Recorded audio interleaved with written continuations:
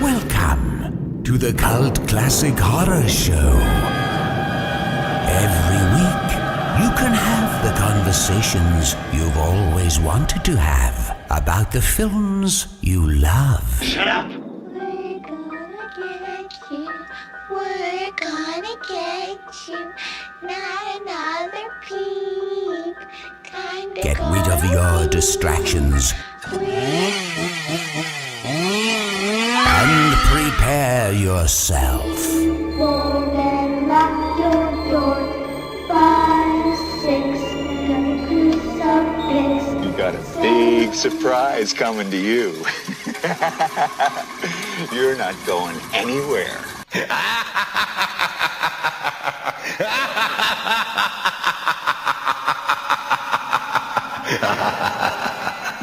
Welcome everybody to the Cult Classic Horror Show. Danny Bonin here with you. And Scotty Bonin here with you. We are the Blood Brothers. And we have a very special guest today. I want to welcome Joe Clarke. We're going to be talking about his film coming out, Spiral. Welcome, Joe. Hey, guys. How's it going? Good. Thanks for being here with us. Great to have you, man. Thanks for having me. Appreciate it. Yeah. So, let's just jump right into this. Dig into this. You know what? Before we talk about the film itself, we always like to let the listener get to know you a little bit. So, we talked to you a little bit before the show. You're from Iowa. What got you into filmmaking, directing? Has that always been a dream of yours, or is it something that more recently you've been getting into? Yeah, it's a great question. I've been kind of like looking back on that myself. At age 30, I'm like, how the hell did I get here? Yeah. And honestly, it was at the age of 10, my older brother gave me a camcorder, and I just remember being really infatuated by it.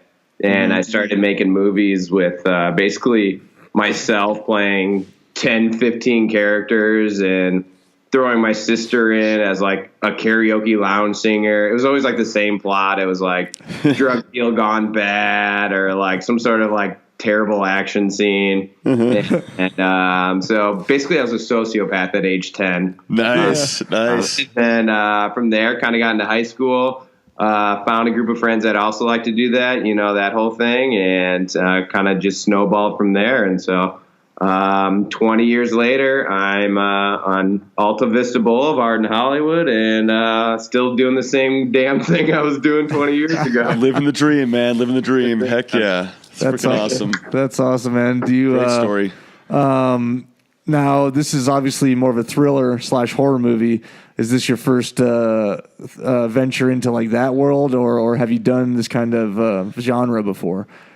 It is, my dad, who one of his big wishes was that he was always very supportive of, doing this thing. And he always told me, just wait until you go into like the hard R until we're gone sort of deal. And, I took him out to dinner a couple years ago with him and my mom. And I was like, look, because my last film was a very polar opposite movie. It's called Up on the Rooftop. It was a Christmas talking dog movie. Oh, nice. And, it's really, really bad. Those are supposed to be bad, right?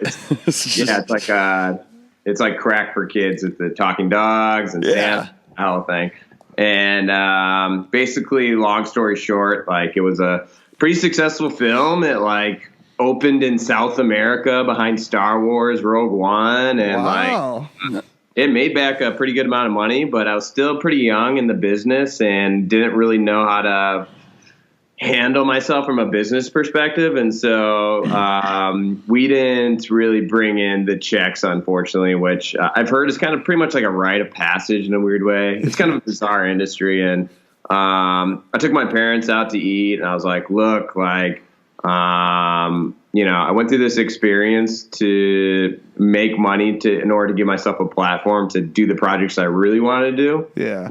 And when that rug got pulled, I really had a lot of built up stuff where I was just like, guys, I got to make something like kind of crazy here. And So in actuality, like this was like a few years brewing because I never really got to like completely cut loose on a film, and it was really cool. They were really supportive. I'm sure they were like kind of nervous as to what the hell is this going to be. But I remember my mom, she was like, that's fine. Just make sure that all the cars are clean in this movie because then up on the rooftop, there's such dirty cars in the movie. I was like, Mom, I'm glad your priorities are there. Mom, I didn't pay attention to the cars in that movie, but thanks for telling me.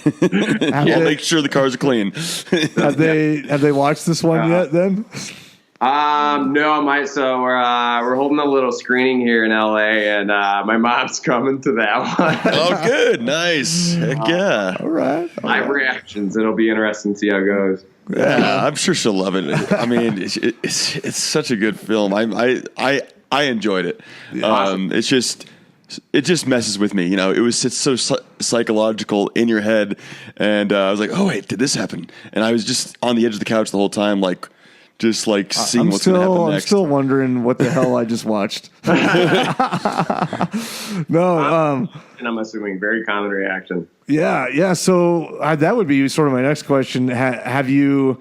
Is this your first screening you're about to have, or have you had some feedback on other screenings yet? So probably about 100 people have seen it. Between like we did about small focus groups, or basically, we get 10, 20, 30 people in a room. Kind of have them dissect it, have them fill out surveys of like what the hell they thought the movie was about, and like kind of did those sorts of things. And it's been fun because like I said, probably about 100 people have seen the movie, and I've probably read about 100 different interpretations or different stuff that's going on. So I think the movie's cool because I never want to do the kind of movie where it's like, well, it's up to your interpretation, because that's always like such a cop out, I feel like. And in a roundabout way, I kind of look and I'm like, God dang it, like I made one of those movies. Yeah. But at the same time, I do think that like there's that little gap where the audience can apply their own vantage point, which is a pretty cool thing, I think. Yeah. No, it's a conversation starter. It'll keep people talking. So maybe that's obviously a good thing. That's what you want people to do. Yeah. So absolutely. I absolutely definitely, and I think it's something that you get a bunch of people, especially like we have a ton of devout horror fans here on our podcast. Get a bunch of group of people that watch it, and then just talk about it.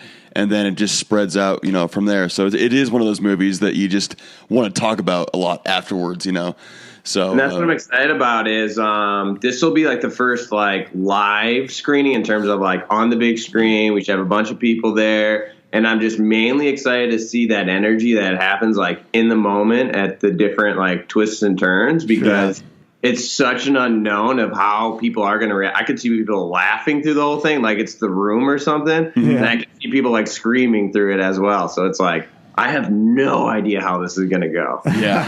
Oh my gosh. So putting this project together, was it a struggle? Did you, for example, like the executive producers or producers, did you have a tight core group of people already, or did you have to go out looking for funding? How did this all come together?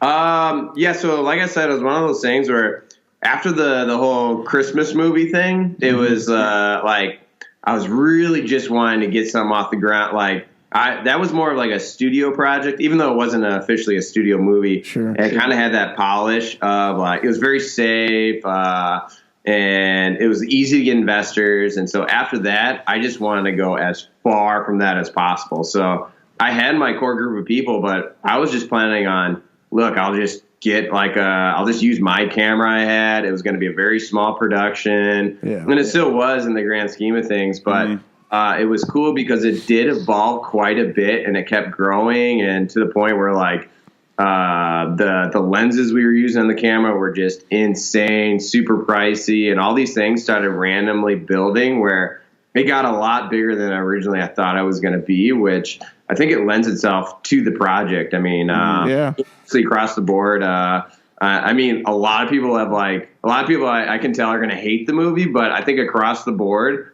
the look of the film and the cinematography is pretty good for the budget of the film. And so to see it grow in that size, and even now to see it like the fact that it's coming on these platforms, the fact that it's playing in LA, like these are things where when we first started, I was like, basically this started as an experiment of, I want to see what we can actually get distributed on film. Yeah. Art is kind of funny to me. No, that's great. Well, and one thing I thought really stood out was the soundtrack, and that was like totally original, right? Yeah, definitely. A guy by the name of Alex Kachingwe. He's cousins with Tinashe. She's like, I'm out of the loop on the current scene, but she's right now, and he's a really unique guy. He's got a really cool vibe about him in real life, and he reached out and was like, he was a costume guy in the last movie, and he was like, hey, if you ever need any tracks.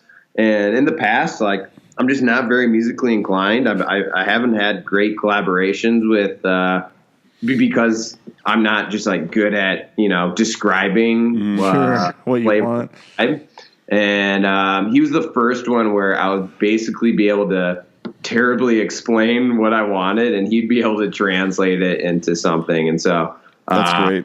Yeah, we have a really cool working relationship, and I still listen to the soundtrack. I think there's some really awesome tracks in there.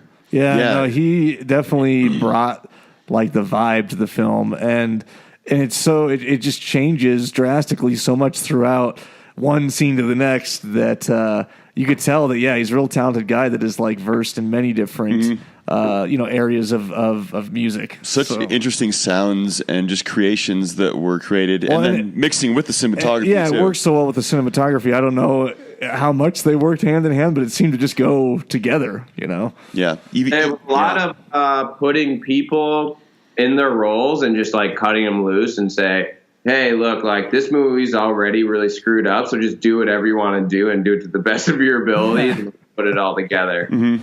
And you kind of get a hodgepodge of really interesting original things coming together at once.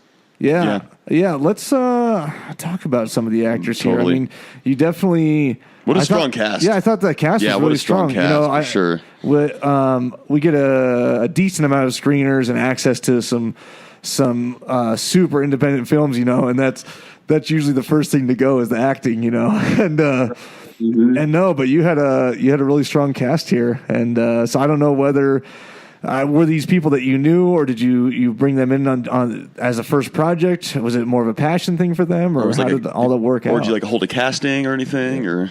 So it was one of those things where in the past and still even with this film, like.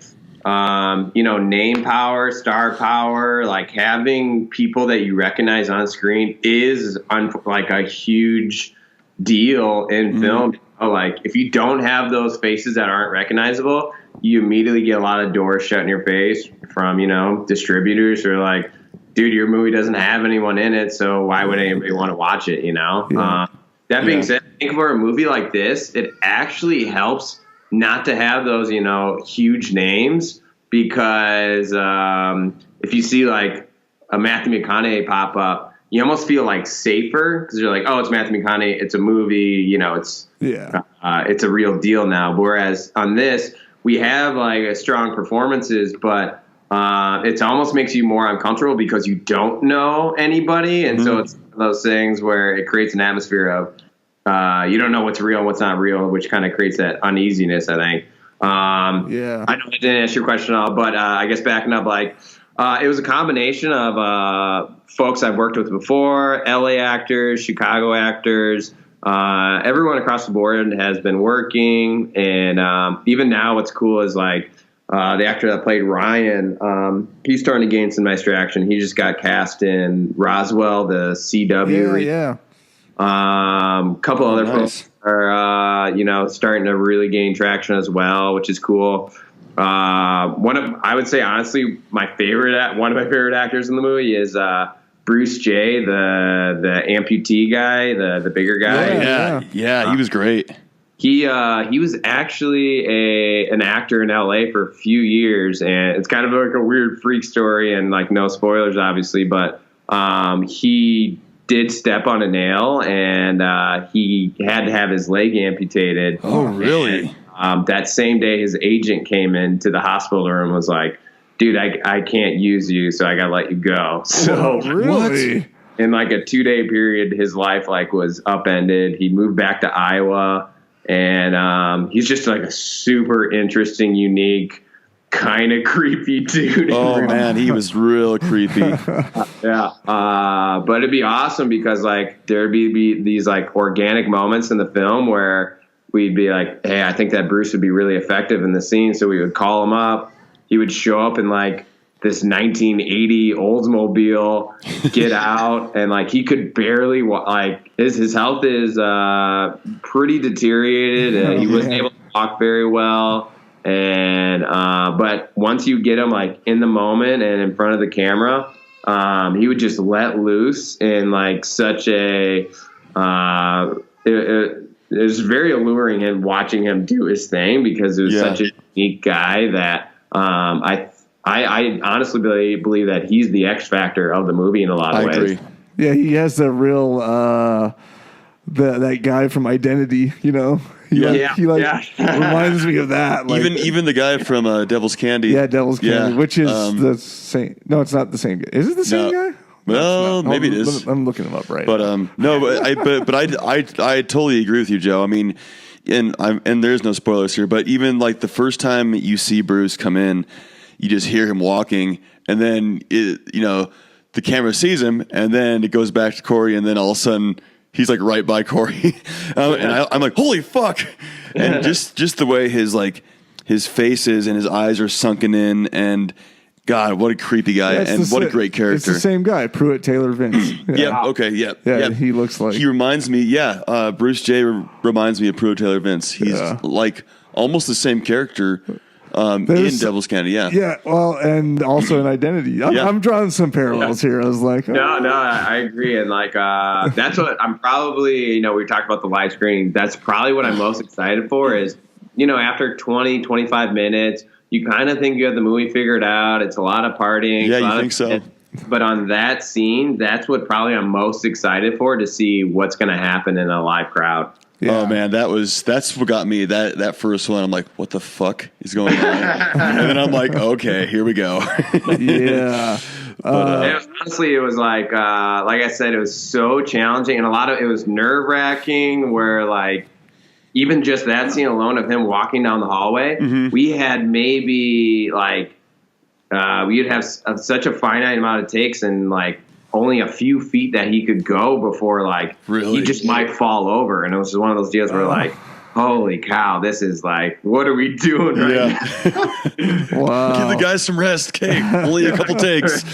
Oh man. Wow. Well, it worked. What you guys did was he did great. I mean, everyone had strong performances. I think a couple of the standouts for me were Michael. He did great. He's like a Michael Vlamis. He's like a young James Franco or something. Or a young Alex Winter from Bill and Ted. Bill and Ted, yeah. Oh wow. Yeah. And then there's not even a picture of him, but dude, I thought Barrington that played Lincoln, I thought he did a good job too. Yeah. Oh, he's yeah. great.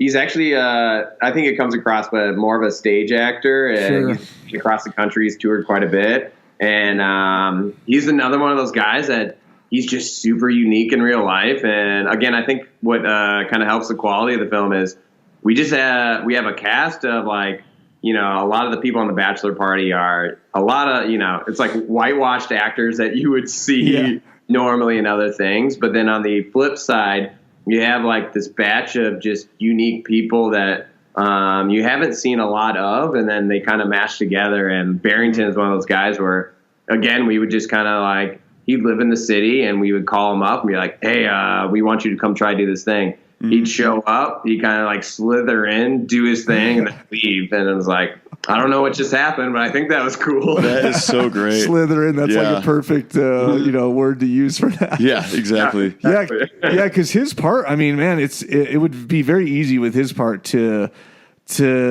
like go way overboard, and I'm surprised that he's a major stage act, like mainly a stage actor, and he didn't, because that's usually what happens, Yeah. And he just like pulled it off. Like when he first came out, the first time he has the knife and stuff, I was sort of like, what is this? But then as you got more into him, I was like, damn, actually, he pops up. He is really good. I was like, wow. Yeah. No, I feel even now watching, I feel the same way. That first time you see him, and in a weird way, like I think this is kind of the charm of indie movies. Is I think I want to say we filmed that first scene first with him, sure, and it was almost like he himself was like still picking up on it and figuring out what he was doing, so that by the end, when we got to him, he himself was evolving. And like, that's kind of how the movie works in a weird way. Like, there's some brutally bad scenes in the first like 10 minutes that are really hard for me to watch. And I'm like, this is coming across like such a shitty C movie right now. And then like, in a weird way, as the movie becomes more self-aware, the actors become more self-aware, and like it starts to uptick as the film progresses. It's kind of interesting. Yeah, it is. It is. And just how his character builds too, and all those glitches that happen, and man, it's so cool. I want to talk about the location a little bit. How'd you come? Is this like an Airbnb house you got or something?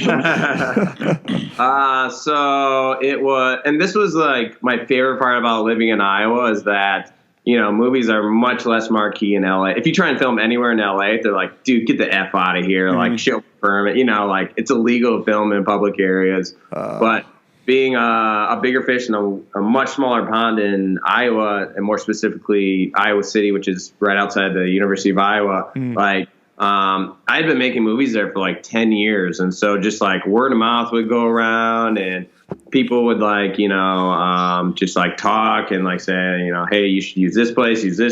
And a friend of mine said, hey, she knew this guy that had just bought that house. He was like, bachelor that was it was like an old art museum or something, and it was it's really cool because the house and the surrounding property is located smack dab in the middle of a suburban neighborhood.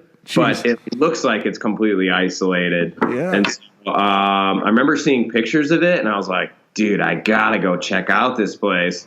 And so immediately we walked in and we're like, this is awesome, we gotta do something with this. And so it kind of just went from there. Yeah, what a cool place. It has like that cabin lodge feel. And I mean, the pool there, and like the vaulted ceilings.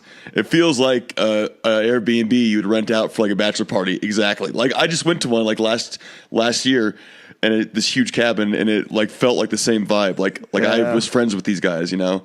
It was so cool. Yeah, did Michael do his own stunt there into the pool? Yeah, you know, weirdly enough, so Michael, he's an actor in LA. Like I said, I knew his cousin, and I've had like a bunch of people over the years who'd be like, "Hey, check out my cousin. He's an actor. You know, like you should look him up." Yeah. And like every time it's like, "Nah, dude, I don't want to do that." Yeah. But then actually. I did look him up, and I was like, oh, this guy's actually really funny and really charismatic. And so I called him up, and I was like, look, man, I got this part for you. You kind of get to play just kind of like a rich dude that's doing his thing, and you throw a bachelor party, and it's going to be a lot of fun. And, you know, 2 phone calls later, he shows up in Iowa, and halfway through the filming, like, he was another fun one to work with, where I would throw him a direction and he would just take it to the next level and like just do something crazy. And it was right around, I'll never forget, we were filming and someone handed him his sweatshirt he was going to wear, which had that big like colorful lion on the front. Yep. And he looked at it and he had like an existential crisis moment, and he was like, oh my God, I'm the douchebag in this movie. Yeah. Yep. So he had a light bulb moment where, and the whole week leading up to that, he was like, Joe, how are we going to do the flip scene in the pool? How are we going to do the flip scene in the pool? And I was like planning on, you know, we can do some special effects, we can do this. But once that light bulb moment went off, he kind of got like this huge chip on his shoulder. He was like, screw this guy for bringing me in. I'm not the douchebag. I'm going to do this shit myself. Oh my God. So I remember like looking over, and he like, I don't even know why, but he lit the 2 candles, got up on the beam, and I was like, oh my God, he's going to do this. Jeez.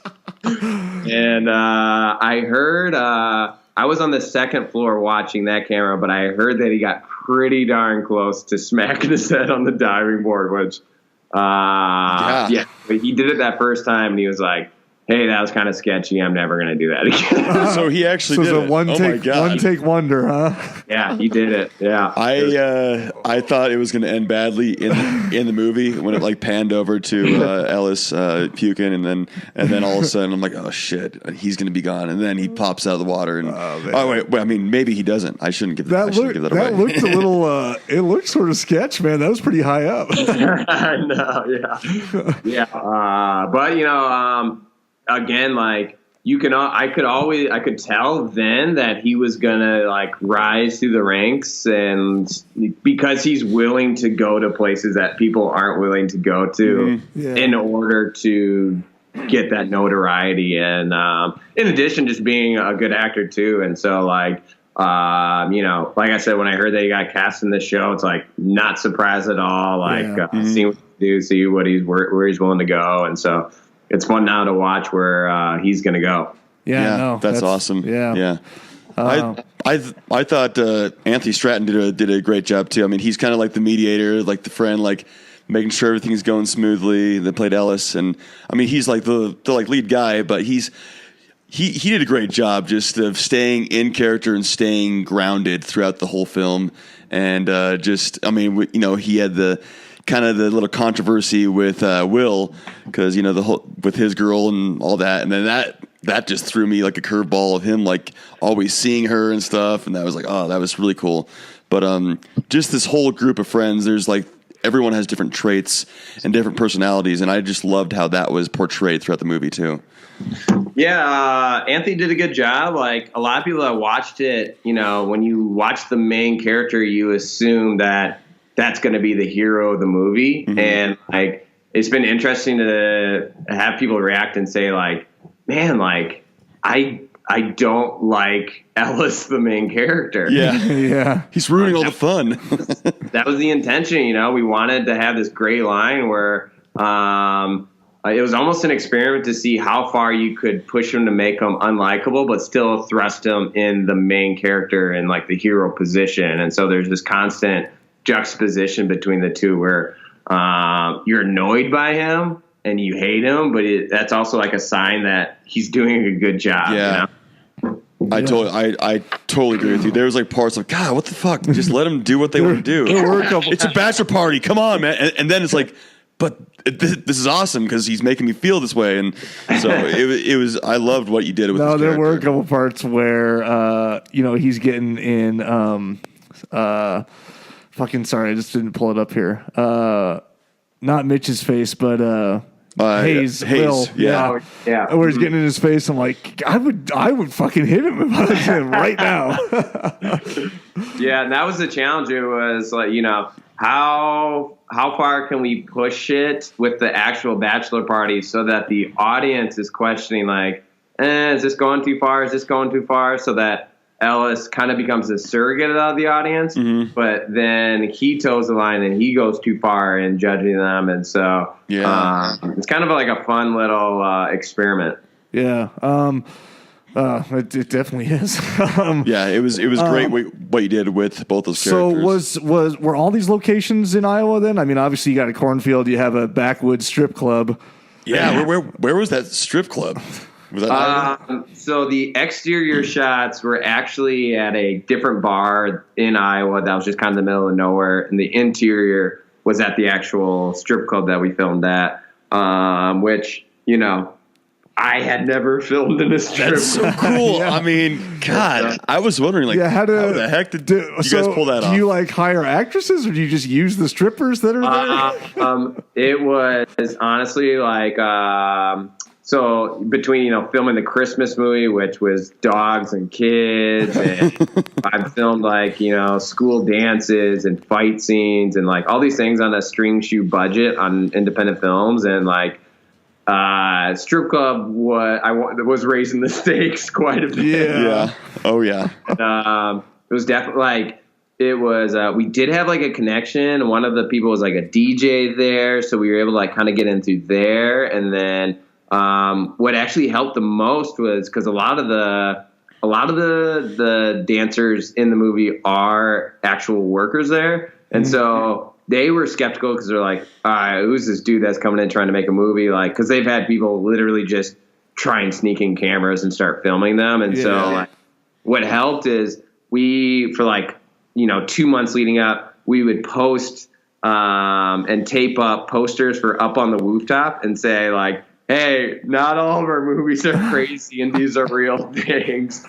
So like, but even then, like, we were like, we were paying them. We had actual contracts. We were doing it very professional, but still didn't know like who's going to show up. There's a lot of risk in terms of just like the location, just because I am not personally involved in that culture and that world. So I was kind of an outsider coming in.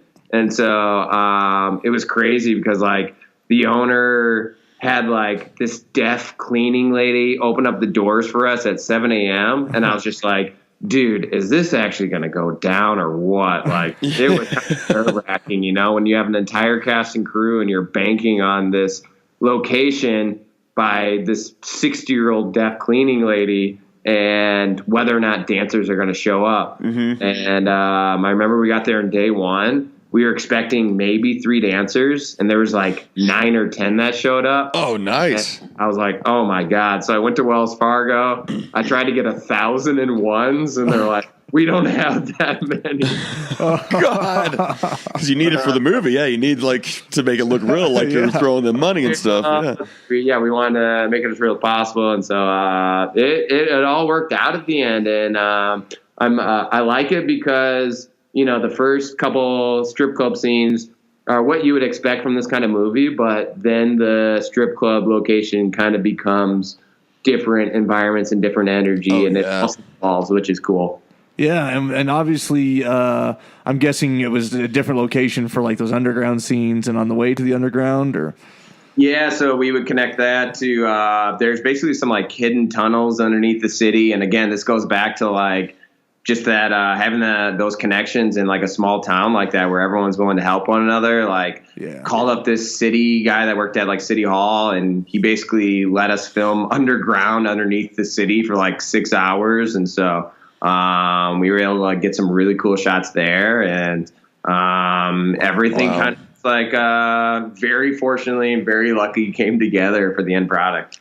That is so cool. So the main girl that is at the strip club that played Fox, Shara, she's an actress and wasn't like at the club. She's an actress you brought in and had to dress up and stuff and whatnot, right? Yeah, she was an actress, and originally she was going to be playing the girlfriend role. Yeah. So like that was kind of interesting because like it was one of those things where the original actress dropped out for that part, so we were like, hey, I know we offered you this role, but can you play the stripper? Yeah.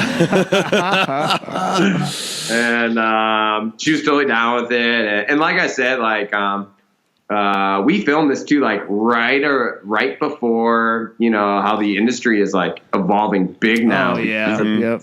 And I look back on this production and like I'm so glad that it's like everything was like incredibly professional the way that it got off the ground, and everyone was really happy and excited, and there's no nothing shady going on even with storyline content. And so it was really cool to like the actual strip club bachelor party scene was probably some of the best camaraderie among cast and crew I've ever seen. Oh God, yes. Which is really interesting. Like everyone, after every take, everyone would clap and applaud and have a great time, and it was awesome. That was great. I just wanted to be at that party, like the after party at the big cabin. I'm like, God, that would have been awesome just to be there. Just like while you guys were filming, like just like watching. I'm like, oh my God, this is so cool. That was actually so the actual the strip club party scene. That was a lot of fun. The after party scene. That was probably one of the hardest scenes. Oh, I bet. It was just chaos. Getting everyone over there and just filling the place. Running around. Just drugs happening and drinking. It was a nightmare. But yeah, I bet it was. But it came off nicely. I mean, it's like one of those scenes that you see in like movies, like those big party scenes, and it's just like you feel like you're a part of it. Well, and how it really drew you in. And how long did principal photography last on this? It was about 16 days for the main stuff, and then probably about 8 or 9 scattered afterwards. So probably about 25 total, but the main chunk was probably about 16. Okay. Wow. And that's when that was everyone at least being out in Iowa. And I mean, was there a decent amount of people that, or first of all, was anyone actually like living in Iowa that was involved? Yeah, we did have a lot of the core crew members were, and a couple of the actors, a lot of the bit parts. And so it was probably about a 50-50 divide between locals and out-of-towners. And so, we really want to, like I said, this is my 5th movie, so I really want to make sure that each role was filled by someone that was going to be able to excel in that role, you know? Yeah.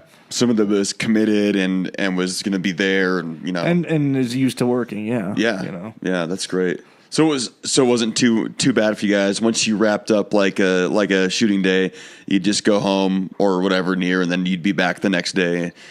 In a lot of ways, that's like I want to film an indie here in LA, and in a lot of ways, it's easier in Iowa because once you get an out of towner to Iowa, there's nowhere to go. You know what I mean? Yeah. Like, you can't really lose them. And so they're there specifically to make the movie. And so it's a lot easier to just wrangle folks. It's like, you would have like 2 drivers at all times, just basically cycling people from their hotel to the set over and over again because, and eventually, you know, we had someone basically be an entertainer for out of towners where they would take like the cast to like a trampoline park or something. Yeah. Nice. Up all day.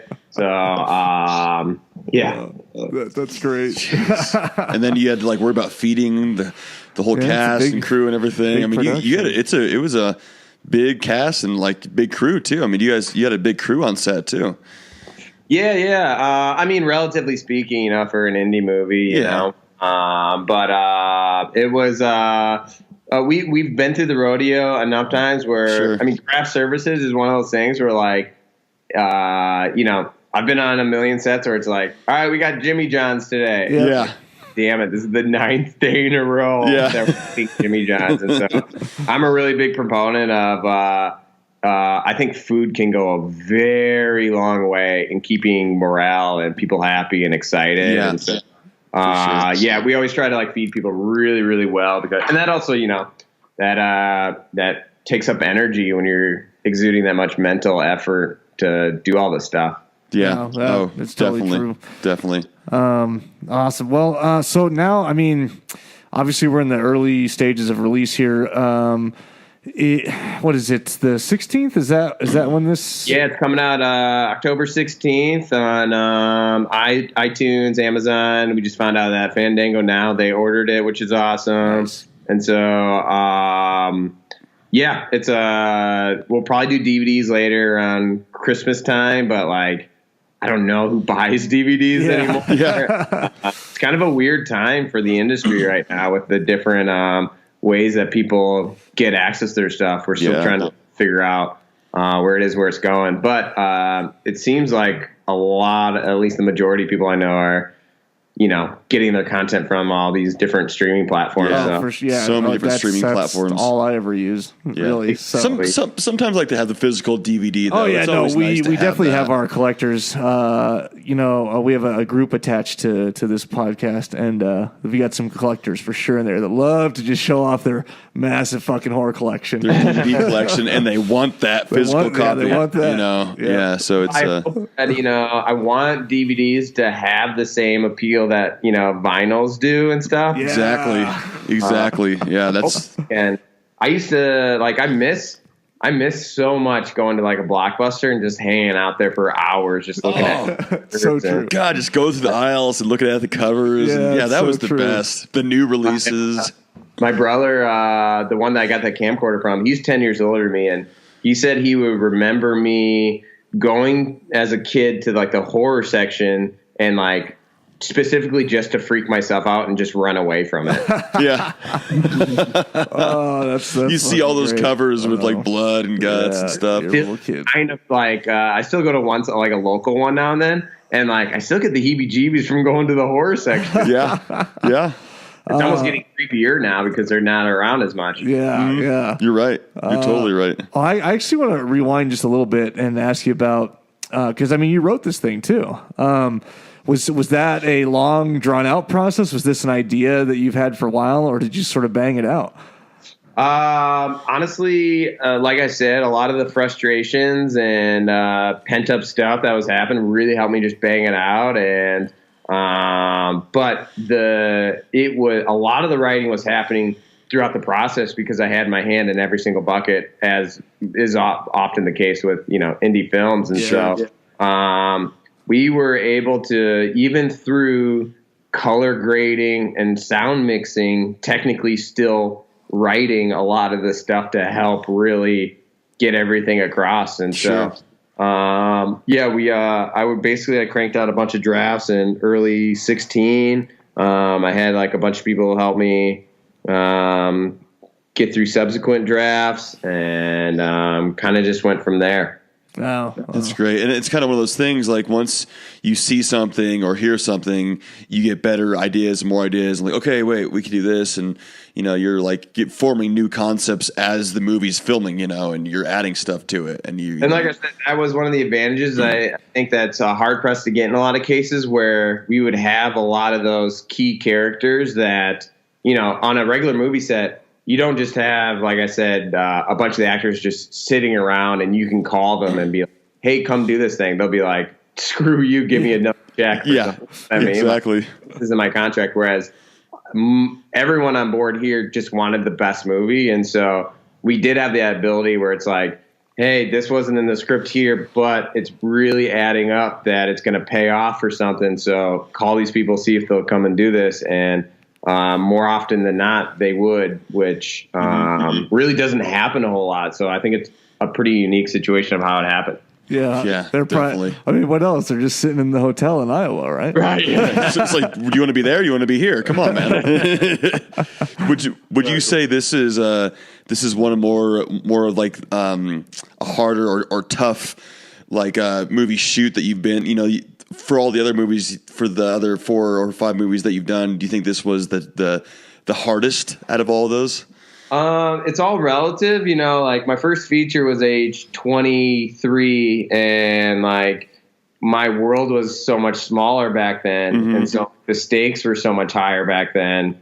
And so like, when we're throwing, like I said, we had to do like a school dance scene with like a big fight scene between a kid and like the football team. And like doing that was like, at the time, like, so difficult and so challenging. And like, with like the Christmas movie, like, working with kids and dogs, it's like, man, like getting a dog to sit for 30 seconds with 30 crew members watching you. It's really, really, really challenging. And so like in some respects, at the time, like I said, like, there would be different things where like, I remember on the last day filming at the strip club, one of the owners called us. He was like super pissed off. He had heard that we like made a chip on the wall or something. And was like, dude, you got to get out of there. You can't film there anymore. And like, I was begged him for like 20 minutes, like, dude, just let us film. And like, luckily that was our last day of filming there anyway. And so thank God, those moments where at the time and in the moment, I was like, yeah, like this is the last movie I want to do. This is stressful. Yeah. But then, as is the case every single time, 2 weeks later, I was like, oh, I got an idea for a movie. Exactly. Because it's all said and done with. You're like, okay, those times were hard. That was fun. Yeah, that was a ton of fun. Yeah. That's the thing is I really like, it's almost on this one. I was like, all right, Joe, get everything out of your system so that if it doesn't work out, you can at least say like, okay, I got everything I want to do on this movie and like, I'm good to go. And then like, again, 2 months later, it's like, God dang it, I can already feel that's brewing up again. I'm kind of excited that's just the way it's going to be, I think. And just like you're saying, each movie that you've done has its pitfalls, but overall you get the reward of it, when it's all finished and over with and done. It's like, you know what, it was worth it. So, well, it seemed... No, go ahead. Sorry. No, I was just saying totally. Yeah. Well, I was just going to say, Turnaround's pretty fast then, right? When did you finish filming? Just this last year then? So we actually started filming late 2016. So it'll actually about 2 years when it's all said and done to come out. But and we started writing in early 2016. So in a weird way too, that's kind of the frustrating part. I remember, getting out of college, I could crank out a feature in like 6 months because there's no barriers on anything, and like our quality control was quite a bit less as well, where you could just, crank out the script, start filming, boom, hold the premiere and call it a movie essentially, Yeah. Mm-hmm. And so now it's like one of those things where it's like, I always am optimistic where I'm like, oh, I can film this and do this pretty quickly. But, the days melt and like everything takes so much longer than you think it is. And all of a sudden it's like, oh, wow, that was 2 years ago. Yeah. It's a process. You're right. Yeah. It's crazy how time flies too. It's jeez. So that was it, I guess. You're releasing on some streaming platforms. You got Fandango. Did you work, or was it tough, or did you work real hard in trying to get distribution for it, or was it sort of like, oh, let's just do this and get it out there?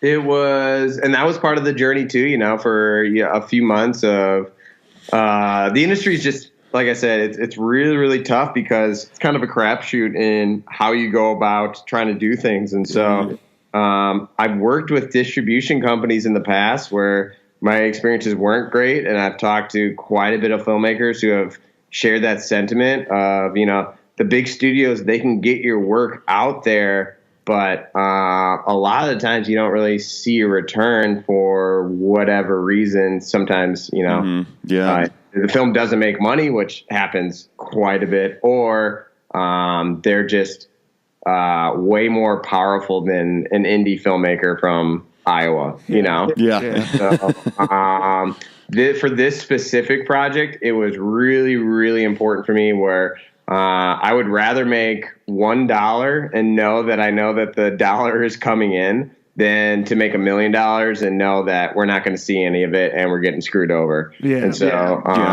and in a lot of ways too, especially for a movie at this level, there's not a whole lot that a distribution company that we would probably work with could do because of technology that we couldn't do at this point. Like if we went through a distribution company, they would probably do the same exact things that we're doing now. They would put out marketing materials over social media. They would, they might spend more, but like then they would recoup that first and then they would put it on streaming platforms. So I kind of view it as we're doing the same stuff that they would be doing. I mean, granted, I would love it if like a big studio came in, they're like, hey, we're going to write you a check for this and take the film.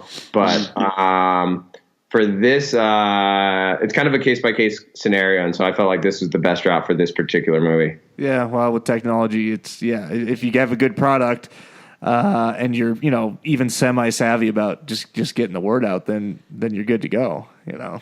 Yeah, and it's an experiment. I mean, who knows what's going to happen? Like two people that rent this movie, it could become like a little bit of a cult thing. Like we don't know, but.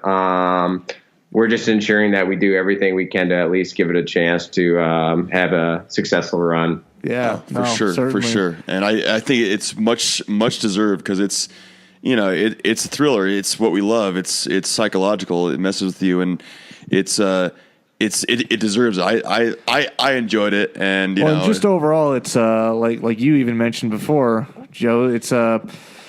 It's just a good looking movie. You have the cinematography is great. You have these colors. You have the music that goes perfectly with it. So it's just an experience. And then you're left to sort of have your own take on what the fuck happened.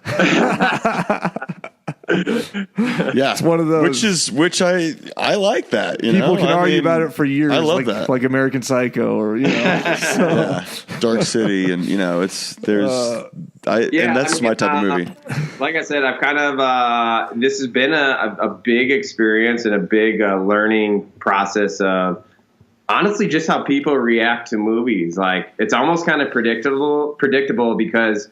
I have seen firsthand of different reactions from folks that I know, but also people I don't know, where it's almost like the movie's a reflection of how people want their movies to be. And some people want their movies to be on a silver platter, everything presented to them. And some people want their movies to be, don't give me anything and let me have fun with it. And some people want something in between. And so that's what's interesting to me. It's almost less about the movie and more about the viewer. Yeah, yeah. I totally agree with you. Did you have while writing this, did you have like certain influences in mind? Or were you like, it's sort of like this movie combined with these two movies, or anything like that? Yeah, definitely. And like, I look back on it now and I kind of regret some, as most people do when they make a movie, I definitely regret like, I wish I had that over again. I wish I could do that over again. Yeah. Again, that, and what is now looking back to be a pivotal year when I was 10 years old. Again, my brother, not to keep bringing him up, but he was watching Twin Peaks, the TV series. Mm-hmm. And I was 10 at the time, which is way too young to be watching that show. And I just remember being really enthralled by it for the first few episodes because it's like a whodunit. And as a 10-year-old, I could like keep up with it. And then once the weird shit started happening, that like embedded a seed of terror in my life for just about 15 years, I would say. To this day, I still have a nightmare every few months about it. Yeah. So in a lot of ways, David Lynch was like a huge subconscious influence on me where, and that was kind of the crazy part too, is, I know that when people watch this, they're gonna talk about like Twin Peaks being an influence, and even like Stranger Things, for example, different stuff. And like I said, we filmed this in late 2016, which like that's when I think like literally when we were filming Stranger Things had just come out, so I didn't even want to watch it because people were like, it's not, there's some maybe parallels. It's not really the same, but I didn't want to be influenced by it at all. So I didn't get into it because of that reasoning. And then last year, Twin Peaks season 3 came out. And so I was like, shit, like that's like really bad timing. But I would watch it and it was cool because some of the more advanced ideas that the third season took of Twin Peaks, we were almost at a parallel road between like our ideas and whatnot. And so, it was kind of a cool deal where, David Lynch at whatever age he's still doing really cool stuff. And, I didn't feel like we were just knocking people off for the sake of like ripping people off. I don't think it was like one of those. It was, yeah, I would say he was like a really big influence. David Lynch, Yeah, you definitely. I could see the Twin Peaks vibe for sure, and the Stranger Things too. I mean, even right as the movie starts, like I almost got that like Stranger Things vibe. Just like the music and the, you get the aerial shot of like the trees and stuff, which is really cool. Where'd you get? Whose yacht is that? So that was the cousin of Michael Vlamis that I knew. That was his yacht, and. So we had it down, and the only scene we filmed was the yacht stuff down in the Ozarks. And basically we took like 3 vans down just for like that 90-second sequence. We all drove like 10 hours to film that stuff. Wow. And I think it like just putting I have a lot of debate with like friends and stuff about this, but I think putting stuff like that just kind of gives the film a little bit of subconscious production quality where kind of resembles a budget in this movie, Yeah. I love the yacht scene. It just like it just kind of it brought you away from like the woods and like the cabin and stuff, and like somewhere else that's awesome and fun, and it just it was cool to see that. I think it added to it for sure. It was awesome. Yeah. We like because it was important to me. I didn't want the party to go straight from, hey, we're boating, to, hey, we're going to a strip club. I wanted like there to be some sort of like buffer where it's like, hey, let's at least show that these guys can be sociable with people. Yeah. So we drove up, and I think like the University of Kansas, I want to say, they were having a formal party, and it was like the most cliche spring break scene where it's just like 10 boats strapped up to one another and like hundreds of people having like this big like frat party and like random parents overseeing it, but not very effectively. And like, we just like parked next to them and we're like, hey, we're filming a movie. We need like 30 extras on this boat right now. Nice. Everyone got on there. We filmed some awesome stuff. And then, that was, it was pretty crazy. That was probably, the cast afterwards said that was weirdly enough kind of the craziest scene to film because it was like you can't see it obviously surrounding the scene, but there was mass chaos around that boat. Wow. Yeah, and all these people that like come on as extras, I want to do it. There was all these guys that were like trying to jump on the side while we were filming and getting like shoved off by other people because we were like, we just want girls, and like then they started to get angry and they were like throwing cans at us and we're like, we got to get out of here. Yeah, this is not gonna end well. We got to go. Oh man. I can imagine that. Wow. But we got the shot, so it looks cool. It looks really good. Yeah, you got that's what matters. It worked. Yeah. Those like I was saying too. Those aerial shots were great, and like the foliage going on with like the trees and stuff. That was worked well. Yeah, we so right after principal photography, I literally had like $500 left in just my personal bank. We had run like as in the case with both indie movies, we ran out of money. Like so, I had to go in my personal pocket. I like threw my life savings. I rented a drone for basically a week, and it was during the autumn of last year, and so I just went around and just drove around Iowa and just like filmed different shots and stuff and kind of stitched it together, but couldn't have asked for a better time of the year to do it. Iowa in the autumn just looks crazy beautiful with all the different colors. And I remember with my friend getting the shot with the car driving in between the two patches of woods where colors are sprouting, and like we were just looking at the screen while getting it. We were just like, this is insane right now. This is perfect. Yeah, it really added to it. No, there were some really good drone shots in there for sure. Yeah, and I love with like the road between. I like the opening, how it like spirals. Yeah, exactly. Yeah. Yeah, I really love that a lot. So that was genius what you guys did with that drone, and definitely worth that last $500. I think it really adds to it for sure. So you said you had. Sorry. It was we did that last year, and like I feel like obviously drones are becoming such a thing that there's drone shots in just about any video you scroll on your newsfeed, but I think we were able to stitch together enough to the movie where it didn't look like, oh, here's just another drone shot, you know? Yeah, no. I didn't. Yeah, not at all. They're unique enough. Yeah, I didn't think that at all. Yeah, I thought it was very unique. So you said you already have more ideas rolling around. Are you wanting to stay in this thriller genre or move out of it again? Yeah, so I really want to get my first. I moved to LA because I want to make an indie movie in LA, and it's just something I've always wanted to do. And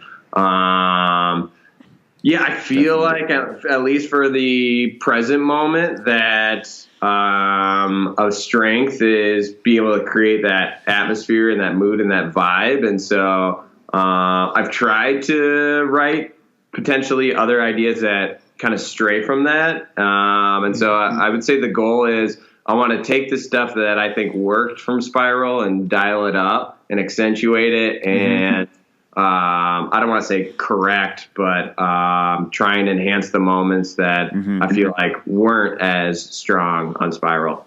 Okay. Sure. Yeah, sure. Nice.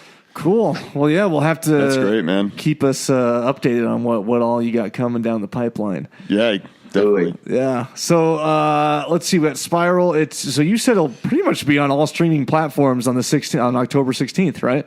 Yeah, Amazon, iTunes, Fandango now. We'll see about adding other ones, but I think those at least most people have one of those three. Oh yeah. And so yeah, we'll do that. We might add a few theaters. We'll see what kind of reactions we're getting and whatnot. I'm hoping that, because we're starting from the ground floor with, marketing in here, and on big studio projects, they can just blast the entire country in one day about a movie that's coming out. And so I'll be interested to see, because a couple of trailers have been released, but it doesn't really quite paint the full experience of the movie. So I want to see, once the movie's actually out, if there's any sort of traction, and if that's the case, maybe we'll be able to expand it, because I want people to see it in the theater. Like, I didn't, streaming is awesome and everything, but that confines you. Most people are probably going to watch this on an iPad or cell phone or something like that. And it actually, especially with the sound that the people worked on it, I really think that the theater is the way to go to experience, not just this movie, but just in general. Yeah. Well, I think, but with this movie too, I think with the soundtrack, for sure. Yeah, I had my surround sound going. It was and my big screen, so that I would have rather seen it in a theater, but it still did the job, Cool. Yeah. Yeah. Wow. Well, cool. Well, so yeah, you guys listening, October 16th, make sure you check out those outlets. I know I'm Amazon guy, so I just rent everything on Amazon. Yeah. Me too. It's there, but well, cool. Yeah, man, I think I got all my questions answered. Got to learn a lot about the film. Yeah, we really appreciate great good nuggets. We really appreciate awesome you stuff. taking the time, Joe, to jump on with us. Hey, this was awesome. Thank you so much for having me on, and I appreciate you taking the time to watch the movie and converse about it. Yeah, man, it's been a pleasure. It's been a lot of fun. Yeah, for sure. well, you guys listening, just keep an eye out on the page and in the group. Once it's out, we'll go ahead and post a link to it Spiral on iTunes and Amazon. So, cool. Well, thanks for joining us, and we'll catch you guys on the next one. Later, guys. Don't you blame the movies. Movies don't create psychos. Movies make psychos more creative.